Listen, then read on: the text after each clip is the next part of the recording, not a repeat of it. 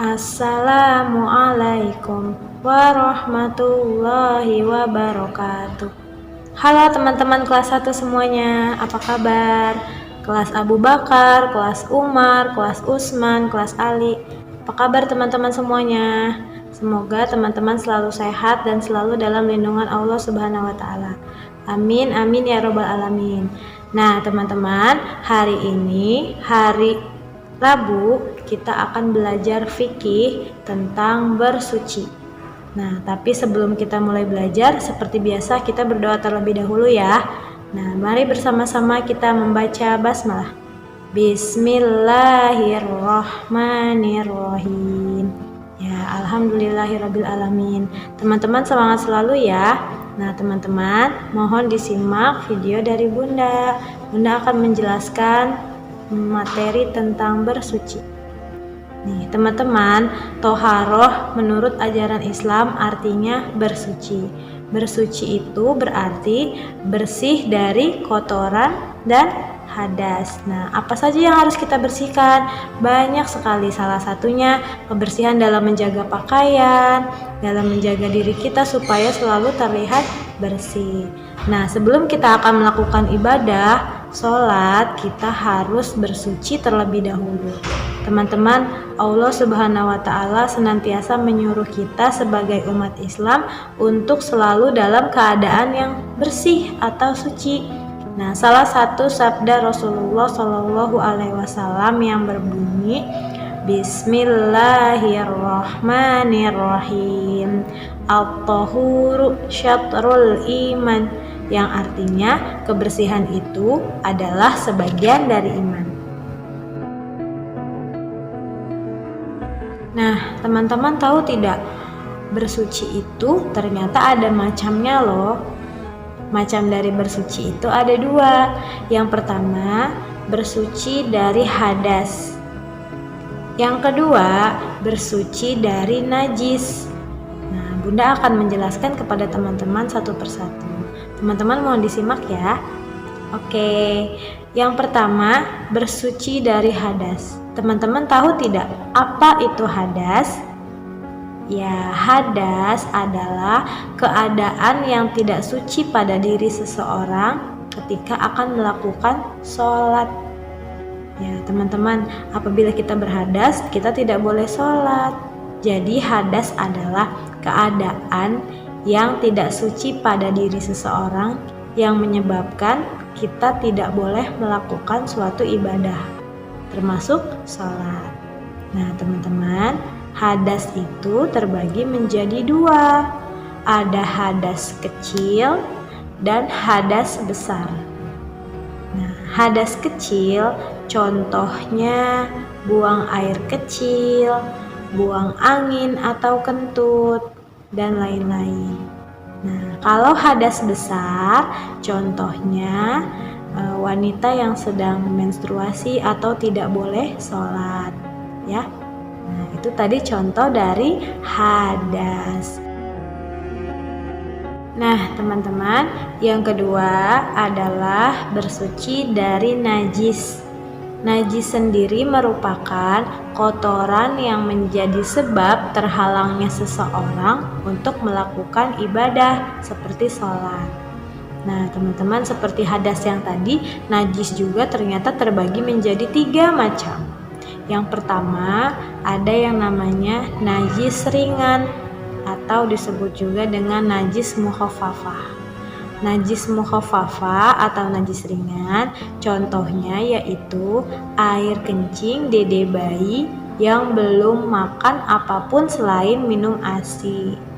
Nah, kalau teman-teman di rumah punya adik yang masih bayi, terus tiba-tiba teman-teman pas ketika mau sholat sudah berwudu, terus teman-teman punya dede bayi dan dede bayinya itu pipis di teman-teman, itu nggak akan batal ya. Nah, nanti Bunda akan berikan contohnya cara bersuci. Itu tadi najis muhaffafah ya atau najis ringan, yaitu contohnya air pipis dede bayi yang belum makan apapun kecuali air susu ibu. Ya, yang kedua ada yang namanya najis mutawasitoh atau najis sedang. Nah, najis mutawasitoh ini contohnya kotoran manusia dan hewan. Itu tadi najis sedang. Nah, yang terakhir, yang ketiga, najis mughaladoh atau najis berat. Nah, najis berat ini contohnya yaitu air liur anjing. Nah, teman-teman, kita harus senantiasa menjaga agar kita tidak terkena air liur anjing ya, teman-teman. Ya, nah itu tadi macam-macam dari najis. Nah, Bunda ulangi ya. Tadi bersuci itu terbagi menjadi dua. Yang pertama, bersuci dari hadas. Nah, yang kedua, bersuci dari najis. Najis itu terbagi menjadi tiga macam. Yang pertama ada najis mukhafafah atau najis ringan. Yang kedua ada najis mutawasitoh atau najis sedang. Dan yang terakhir ada najis mughaladoh atau najis berat. Nah, itu tadi pengertian dari hadas dan najis.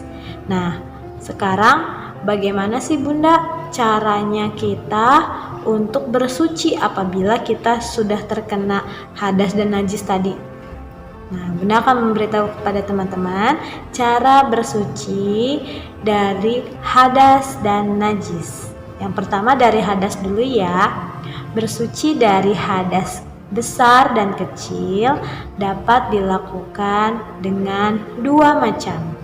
Hadas kecil dilakukan dengan cara berwudu. Nah, hadas besar dilakukannya dengan cara mandi besar. Nah, teman-teman sudah tahu kan cara berwudu? Ya, mudah-mudahan teman-teman semuanya sudah hafal ya rukun dari wudhu, mulai dari niat, membaca basmalah, kemudian mengusap tangan sampai membasuh kedua mata kaki. Oke, nah itu tadi cara bersuci dari hadas. Sekarang Bunda mau menjelaskan cara bersuci dari najis. Nih, teman-teman tahu nggak caranya? Oke, Bunda kasih tahu ya. Yang pertama, najis ringan atau najis mukhafafah. Najis ringan, tadi contohnya air pipis dede bayi yang belum makan apa-apapun kecuali minum ASI. Cara membersihkannya bagaimana Bunda? Gampang sekali. Cara membersihkannya adalah dengan memercikkan air.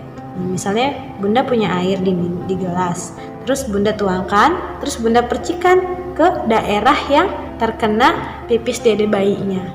Seperti itu ya teman-teman, dengan membersihkan air. Nah, habis itu teman-teman sudah dalam keadaan bersuci kembali.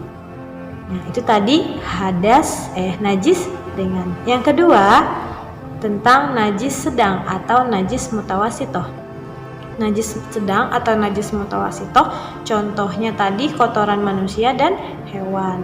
Nah, cara membersihkan dari najis mutawasitoh adalah kita bisa melakukan mandi. Kalau kita terkena, misalnya kita lagi jalan, terus kita tidak sengaja menginjak kotoran hewan, misalnya ada kotoran ayam, terus kita nginjek kotoran ayam. Nah, cara membersihkannya gimana? Ya, kita harus mandi sampai bau, warna, dan wanginya hilang, ya. Oke, nah yang terakhir, yang ketiga adalah najis mughaladoh atau najis berat. Contohnya tadi air liur anjing. Gimana ya Bunda cara membersihkannya? Nah, kita bisa membersihkannya dengan air dan pasir. Nah, yang pertama kita tabuhkan dulu air, kemudian yang kedua kita beri pasir, diusap sampai lapisan ketujuh, kemudian disiram lagi dengan air sampai wangi, bau dan rasanya pun bau, wangi dan aromanya hilang ya. Nah, teman-teman, itu tadi Bunda sudah menjelaskan tentang bersuci dari hadas dan najis. Nah, kita sama-sama berdoa semoga kita senantiasa dapat melakukan tata cara bersuci dengan baik dan benar, dan kita bisa menjaga diri kita sendiri agar terhindar dari hadas dan najis ya teman-teman. Oke, seperti sabda Rasulullah tadi yang Bunda sebutkan di awal, at-tahuru syatrul iman, yang artinya kebersihan itu adalah sebagian dari iman. Ya. Nah, teman-teman, hari ini pembelajaran fikih kita sampai di sini ya. Seperti biasa di akhir video, Bunda mau mereview teman-teman dengan 2 pertanyaan. Simak baik-baik ya. Pertanyaan yang pertama adalah sebutkan macam-macam dari hadas. Ya, teman-teman sebutkan macam-macam dari hadas. Kemudian pertanyaan nomor 2 adalah sebutkan macam-macam dari najis. Nah, ayo. Nomor 2 Bunda ulangi, sebutkan macam-macam dari najis. Ya, teman-teman pasti semuanya pada bisa. Semangat ya teman-teman, silahkan teman-teman rekam jawaban teman-teman dan kirimkan kepada Bunda wali kelas masing-masing. Terima kasih semuanya teman-teman kelas 1. Tetap semangat, jaga kesehatan, jangan lupa sholat 5 waktu ya.